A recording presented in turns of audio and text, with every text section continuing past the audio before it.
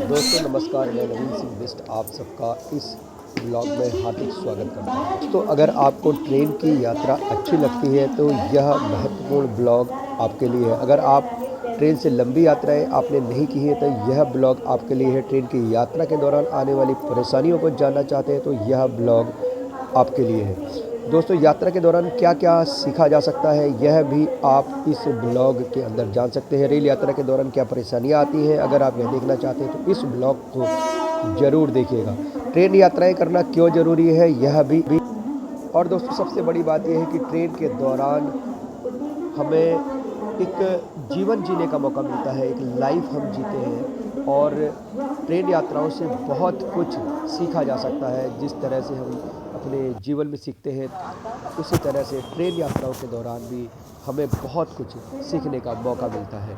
तो दोस्तों, यात्रा के दौरान बहुत सारे नए नए मित्र बनते हैं और बहुत सी बातें जो कि आपके जीवन के लिए ज़रूरी है वह सीखने का मौका यहाँ पर मिलता है। तो ट्रेन यात्राएं करना हर एक व्यक्ति के लिए बहुत ज़रूरी है। मेरा ट्रेन यात्राओं से बहुत पुराना नाता है। लगभग 8-10 साल से मैं ट्रेन यात्राएं कर रहा हूँ। इसलिए आपको सलाह देना चाहूँगा कि ट्रेन यात्रा के दौरान आपको बहुत सावधानी बरतनी चाहिए, क्योंकि अब ऐसा ज़माना नहीं रहा। अगर आप पूरी तरह से सतर्क हैं तो आप ट्रेन यात्राएं आसानी से कर सकते हैं। लेकिन अगर आप यात्रा करने से पहले तैयारियां नहीं करते हैं तो आपको थोड़ी परेशानियां झेलनी पड़ सकती हैं। इस बार मुझे भी कुछ ऐसी परेशानियां देखने को मिली जो मेरे जीवन में बिल्कुल नहीं थी, जबकि 8-10 सालों से मैं ट्रेन की यात्राएं कर रहा हूं और पूरे देश भर में लगभग मुझे जानकारी हो चुकी है ट्रेन यात्रा के दौरान। फिर भी इस बार मुझे कुछ नए अनुभव मिले हैं जो मैं इस ब्लॉग के माध्यम से आपके साथ शेयर करना चाहता हूँ। पहला मैंने महत्वपूर्ण बदलाव देखा है कि पूरब से पश्चिम की ओर जाते हैं, उत्तर से दक्षिण की ओर जाते हैं तो सबसे ज़्यादा मौसम बदलाव जैसा कि मैं आपको बताना चाहूँगा कि मैं रहने वाला हूँ और यहाँ पर दिसंबर के महीने में बहुत ही ज़्यादा ठंड होती है। जब मैं यहाँ से पूना के लिए गया, यानी पुणे के लिए गया और मुंबई होते हुए मुझे पुणे जाना था, तो मैंने दोस्तों ये देखा कि वहाँ का मौसम बिल्कुल ही अलग है। जी हाँ दोस्तों, जैसा कि यहाँ पर मई जून में होता है वैसा ही ठीक मौसम मुझे मुंबई में, क्योंकि विंटर की वजह से मैं यहाँ पर बहुत सारे कपड़े अपने साथ ले गया था और पूरी तैयारी से मैं गया था कि बहुत ठंड होगी इसलिए ये पहनूंगा लेकिन जब मैं वहाँ पर पहुँचा दोस्तों तो मेरे आश्चर्य का अलग ही है। क्योंकि हमने ये देखा कि मुंबई में लोग टी-शर्ट पहनकर घूमते हैं और मैं आश्चर्य पड़ गया। मेरे अंदर कई सारे कपड़े मैंने पहन रखे थे और जब लोगों ने मुझे देखा तो मेरी स्थिति एक जोकर की तरह थी। इवन कुछ लोग मुझे देखकर आश्चर्य में पड़ गए थे कि ये बंदा इतने सारे कपड़े लादे क्यों रखा है, और वो सब पसीने से नहा रहे थे जबकि हमने कम से कम 5 से 6 कपड़े शरीर में पहने हुए थे। तो यह स्थिति मुझे यह दिखाती है कि प्रकृति जो है अलग अलग जगह पर अलग अलग दृष्टिकोण दिखाती है। अलग अलग मौसम होता है, पूरब का मौसम अलग है, पश्चिम का अलग है। और जब भी हम ट्रेन यात्राएं करते हैं तो हमें थोड़ा इस की जानकारी भी रख लेनी चाहिए कि हम कहाँ और कैसे जा रहे हैं। जैसे ही मेरे साथ हुआ, मैं नहीं चाहता हूँ कि आपके साथ भी ऐसा ही हो। हालांकि मौसम बदलता है ये हम सभी जानते हैं, परंतु मुंबई का और रामनगर का मौसम बिल्कुल ही अपोजिट दिखा है मुझे। पहला तो मैं आपके साथ ये पॉइंट शेयर करना चाहता हूँ। दूसरा दोस्तों, मैंने ये देखा कि लंबी यात्रा के दौरान अक्सर आपका जो मोबाइल नेटवर्क है वह काम नहीं कर पाता। यानी आप यात्रा में जब भारी सामान लेके जाते हैं तो दिक्कतें आती ही हैं, लेकिन मोबाइल एक बहुत ही महत्वपूर्ण पार्ट बन जाता है और उसमें मोबाइल का नेटवर्क ना आना ये एक थोड़ा सा प्रॉब्लम क्रिएट करता है हमें, जिससे कि हमें सही जगह का पता नहीं लग पाता और ट्रेन के बाहर बार बार देखना भी पॉसिबल नहीं हो पाता है, क्योंकि हवा बहुत तेज़ चलती है आँखों में, और अगर आपकी आँखों को कुछ नुकसान हो गया तो दिक्कत हो सकती है। क्योंकि ख़ास तौर से जब आप लंबी यात्राएं करते हैं तो उसमें आपको कुछ परेशानियां जो कि आपने सोची नहीं थी वैसी परेशानियां आ सकती हैं। तो दूसरा मेरा पॉइंट आपके लिए ये रहेगा कि ख़ास तौर से आप अपने मोबाइल में पहले से ही स्टेशन डाउनलोड करके रख लें और उनकी टाइमिंग का चार्ट आप रख लें, जिससे कि आपको आपके मोबाइल पर बिना नेटवर्क के भी सारे स्टेशन की जानकारी मिल सके कि अब आप कहाँ पहुँचे हैं और आप किस जगह पर पहुँचे हैं, कहाँ पहुँचे हैं, किस स्थान में पहुँचे हैं और अगला स्टेशन जहाँ पर आपको करना है वहाँ पर आप कितने बजे उतरेंगे। तो इसकी अगर आपको सही जानकारी हो जाती है तो आपके लिए बेस्ट रहेगा। फिर आप अपने मोबाइल में अलार्म लगा दें और उस अलार्म के अकॉर्डिंग, मान लो आपको रात 8:30 बजे उतरना है तो आप अपने अलार्म 8 बजे 8:15 बजे का लगा दीजिए और आपको ये पता लग जाएगा कि ये स्टेशन आने वाला है। आप पहले से अपने कपड़े वगैरह जो भी आपने पहन रखे हैं और जो इधर उधर आपने कुछ रख दिए होते हैं उन सबको आप खुदा तैयार कर सकते हैं और आसानी से आप ट्रेन से नीचे उतर सकते हैं। तो एक मेरा पॉइंट आप नोट कर लें कि लंबी यात्राओं के दौरान आप ट्रेन के सारे स्टेशन डाउनलोड करके रख लेंगे तो आपको परेशानियों का सामना नहीं करेंगे। तीसरा पॉइंट मेरा दोस्तों ये रहेगा कि जब भी आप रेलवे स्टेशन पर उतरते हैं तो सबसे पहले आप अपने सगे संबंधियों जिनके पास आप जा रहे हैं उनसे आप सही मार्ग, सही दिशा और वहाँ तक पहुँचने का करेक्ट मार्ग लिख लें और उसे नोट कर लें।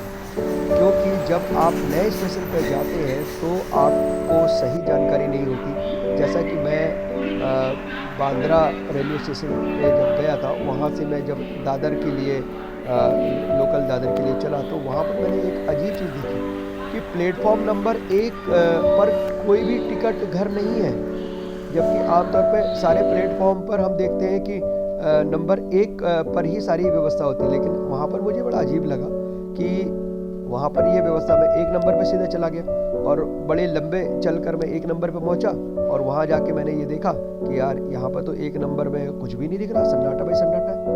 तो कई बार स्टेशन की अलग अलग लोकेशन के हिसाब से स्टेशन का निर्माण किया जाता है।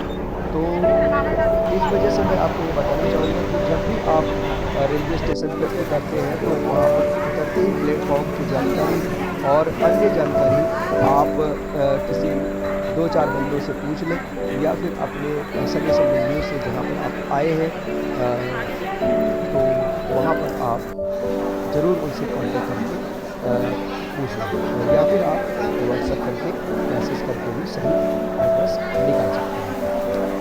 अगला दोस्तों मेरा महत्वपूर्ण पॉइंट ये रहेगा कि ट्रेन यात्रा के दौरान आप लोग अपने घर से सामान जो खाने पीने का है उसको कोई ऐसा सामान डालें, जैसे आपने पराठे पूरी रख लिए 2 दिन के बाद वो दिखा रहे या कुछ ऐसी चीज़ें रख ली जो कि आपको एक्स्ट्रा हो जाता है, तो फल को खराब हो, इसके साथ सारे फल खराब हो गए तो आपका बैग खराब हो गया। ऐसा आप न करें, अपने घर से आप कुछ ऐसी चीज़ें बना कर ले जाएँ जो कि आपके 2 से 3 दिन तक आसानी से खराब ना हो। ऐसी चीज़ें आप रख सकते हैं क्योंकि ट्रेन में बहुत कुछ उल्टा सीधा खाने के लिए आता है और अगर आप उन सबको खाएंगे तो आपको ऐसा नहीं है कि अच्छा नहीं लगेगा, बट ये है कि वो चीज़ें आपको नुकसान भी कर सकती है। इसलिए ट्रेन में हालांकि जो चीज़ें बेचने वाले आते हैं वो हाइजेनिक होता है, पर कई बार ऐसा होता है कि चाय चाय चाय कहते हैं और वो गरम चाय बोलते हैं, पर जब आप पीते हो तो तब आपको लगता है कि यार ये तो आपके अनुकूल नहीं थी, है ना। या फिर आप जो चीज़ें देखते हो कि कोई नई चीज़ है इसे मैं खा लूँ और जब आपने खाया तो आपको उसका टेस्ट पसंद नहीं आया, तो ऐसी कंडीशन में आपके शरीर के साथ जो है नुकसान हो सकता है। तो आप इन चीज़ों का ध्यान रखें कि ट्रेन में आप यात्रा के दौरान जो चीज़ें आप घर से अपने ले जाते हैं उन्हीं चीज़ों का आप इस्तेमाल करें ज़्यादा से ज़्यादा। और बाहरी चीज़ें अगर आप वो देख ना कैसे आदमी खाएं खड़ा, तो देख देख देख देख बेहतर बैट होगा। बैट लेके बल्कि खड़ा बहुत ये बड़ा, आपके वो स्वास्थ्य देखा के बे ऊपर उधर देख, डिपेंड वो करता मूर्ति है बहुत कि बड़ी। मनपसंद चीज़ अगर आ जाती है तो ये देख, आप उसे देख खा सकते देखी, वो देखी। हैं। और दोस्तों अगला एक पॉइंट मैं आपको बताना चाहूँगा, पानी की बोतल। जी हाँ दोस्तों, आपको पता है कि हर 10 किलोमीटर, 15 किलोमीटर, 20 किलोमीटर के बाद पानी चेंज हो जाता है। अब ऐसी कंडीशन में जब आप लंबी यात्राएं करते हैं तो आप अपने घर से पानी की बोतलें लेकर चलेंगे तो अभी हम मेरे लोग हिसाब झांसी से में चल ज़्यादा रहे हैं, बेहतर झांसी होगा। के रेलवे क्योंकि स्टेशन कई से बार हम निकले लोग हैं। रास्ते में ये बिसलरी खरीद झांसी के लेते आसपास का हैं छोटा या सा फिर लुक वो आपको बिसलरी दिखाया जा रहा बहुत है। ये ठंडी होती है या बहुत औद्योगिक गर्म होती प्रशिक्षण है, संस्थान तो झांसी आपको ITI। उतना मज़ा नहीं आता। पानी आपका घर का होगा तो आप महारानी ज़्यादा लक्ष्मीबाई अच्छे रहेंगे। के नाम और से कई बार ऐसा भी होता है ड्राइविंग कि ट्रेनिंग इंस्टीट्यूट लंबी झांसी यात्राओं के दौरान ट्रेन छोटे छोटे स्टेशन पर नहीं रुकती है और सिर्फ बड़े स्टेशन पर ही ट्रेन रानी रुकती है। लक्ष्मीबाई के नाम ऐसी से झांसी कंडीशन में काफी जब फेमस ट्रेन हुआ सिर्फ था। बड़े यहाँ स्टेशन पर में रुकती है तो आप पानी की बोतल खरीद सकते हैं। लेकिन ब्रीथिंग प्रॉब्लम अगर आपको बार बार प्यास लग रही है तो आपके लिए दिक्कतें ये रहेंगी कि आप बार बार टॉयलेट जाएंगे और उसमें भी आप अगर जनरल डिब्बे में हैं तो आपको बहुत परेशानियाँ सहन करनी पड़ेगी।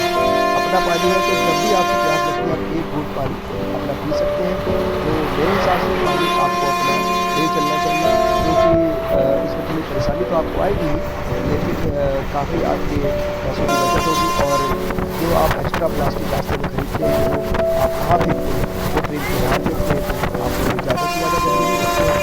तो आप ऐसा ना करें। आप कल्पना कीजिए कि एक ट्रेन में अगर 1000 या 2000 यात्री चढ़ रहा है और सबने पानी पिया और बिसलरी की दो बोतलें भी अगर उन्होंने पी तो कचरा कितना होगा। इसलिए मेरा सुझाव आपको ये रहेगा कि आप ट्रेन के दौरान इंडियन अपने पाइप पानी कंपनी की लिमिटेड व्यवस्था यही पर है जहाँ पर ये रेल के अपने अनुरूप करके बनते चलें। हैं।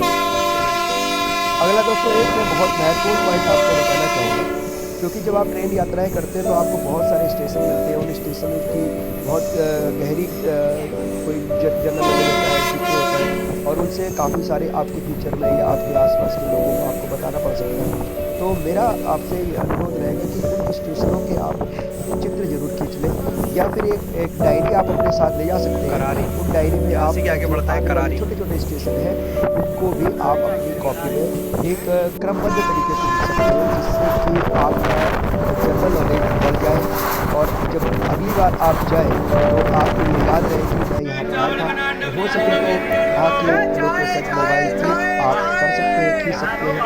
और जब भी आपकी ट्रेन रुकती है तो उसमें जो खाने वाले वेंडर्स आते हैं तो उनको जो है आप सोच समझ के उनसे लें, ताकि ये सभी ट्रेन के ही होते हैं। एड्रेस आप ज़रूर देख लें कि अगर वो ट्रेन के ही बंदे हैं या स्टेशन पे काम करने वाले बंदे हैं तो आप उनसे जो है खरीद सकते हैं। ये सब चीज़ें मैं आपको बता रहा हूँ।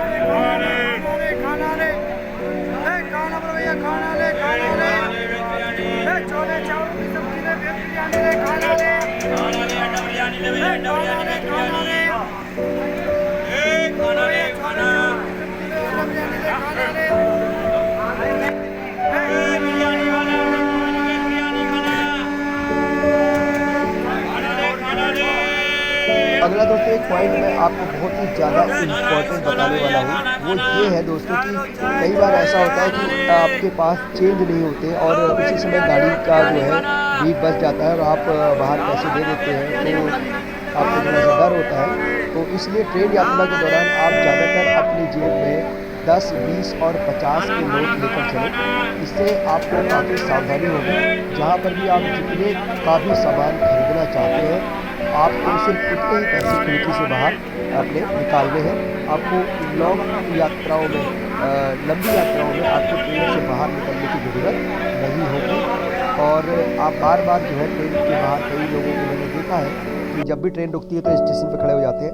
ऐसा आप कदापि ना करें और ना ही आप ट्रेन से जो है दौड़कर उसमें चढ़ें और ना ही आपको ट्रेन से दौड़कर उतरना चाहिए।